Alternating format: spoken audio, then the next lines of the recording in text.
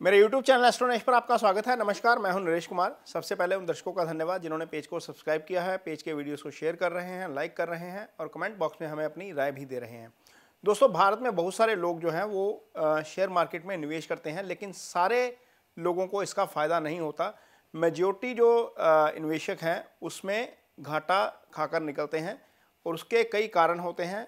उसमें आपको फंडामेंटल जानकारी ना होना, कंपनी के बारे में जानकारी ना होना, ये सारे रीजंस हो सकते हैं। प्रैक्टिकली इसको देखें, लेकिन यदि आपकी कुंडली में कुछ इस तरह के गड़बड़ हों या कुछ इस तरह के योग हों जिसके कारण आपको नुकसान होता है, तो वो यदि एस्पेक्ट चेक कर लिया जाए, फंडामेंटल चेक करिए ज़रूर। आपका जो है आप इसके कंपनी के इसके जो रिजल्ट्स हैं वो चेक करिए।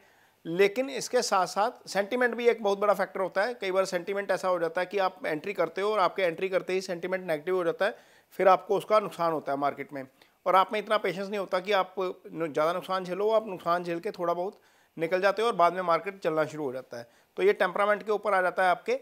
लेकिन यदि आपकी कुंडली में आय और धन भाव की स्थिति अच्छी है और गुरु की पोजीशन अच्छी है, तो आपको निश्चित तौर पर बाजार में फ़ायदा हो सकता है। लेकिन ये डिपेंड करता है कि आपकी कुंडली में गुरु की पोजीशन क्या है, आय भाव की पोजीशन क्या है, धन भाव की पोजीशन क्या है।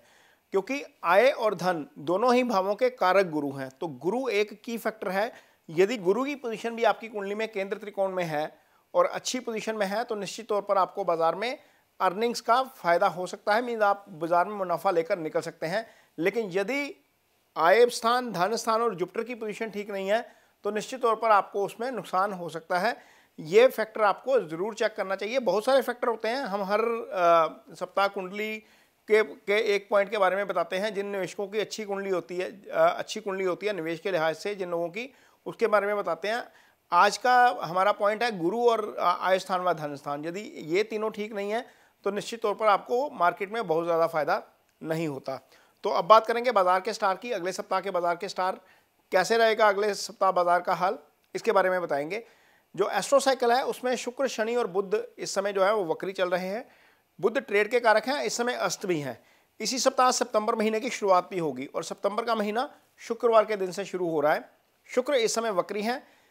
सितंबर महीने में लग्जरी और ब्यूटी से संबंधित कंपनियों के शेयरों में फोकस बनता हुआ नजर आ सकता है। शुक्र जो है वो 4 सितंबर तक ही वक्री रहेंगे, जबकि बुध 15 सितंबर तक वक्री अवस्था में रहेंगे। 4 सितंबर को शुक्र मार्गी होंगे तो गुरु इस दिन वक्री हो जाएंगे। लिहाजा बाजार को इस सप्ताह भी कोई निश्चित दिशा नहीं मिलेगी। एक साथ 3 ग्रहों का वक्री अवस्था में होना और बुध का अस्त रहने के कारण जो बाजार है अगले फिलहाल 3 सप्ताह तक जो है वो इसी रेंज में जो है वो कारोबार करता रहेगा और बाजार में बड़ी तेजी की संभावना नजर नहीं आ रही है। आइए बात करते हैं अगले सप्ताह के बाजार के स्टार्ट की।